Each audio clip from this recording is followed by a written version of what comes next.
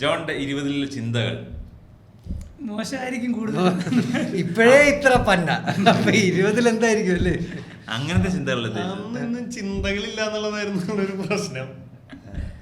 പ്രവർത്തികളാണ് നമ്മുടെ, നമ്മളങ്ങ് ചെയ്യുക അങ്ങ് ചെയ്യുക. അന്നത്തോളം അല്ല, ഞാൻ കോളേജിൽ പഠിക്കുമ്പോൾ ഇങ്ങനെ ആലോചിക്കാറുണ്ട്. കോളേജിൽ ഇങ്ങനെ ഇരിക്കുന്ന ഒരു 5 കൊല്ലം കഴിഞ്ഞാൽ ഞാൻ എന്ത് ചെയ്യായിരിക്കില്ലേ, പിന്നെ 5 കൊല്ലം കഴിഞ്ഞിട്ട് ഞാൻ ആലോചിക്കുക അന്ന് ചിന്തിച്ച പോലെ തന്നെ ഇരിക്കാനുള്ള ഒരു മാറ്റമില്ല. നമ്മൾ തന്നെ പണിയെടുത്താലും എന്തെങ്കിലും മാറുള്ളൂ എന്ന് മനസ്സിലായി.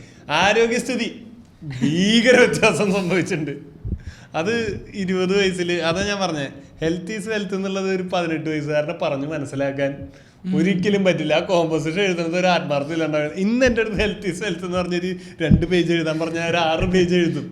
കാരണം നമുക്ക് എപ്പോഴും നമുക്ക് ആവശ്യമുള്ള സമയത്തല്ല നമുക്ക് ഇൻഫർമേഷൻ കിട്ടുന്നത്. പറയുമ്പോ പറയാനോ ഇങ്ങനെ പറഞ്ഞാൽ അത് വരുമല്ലേ.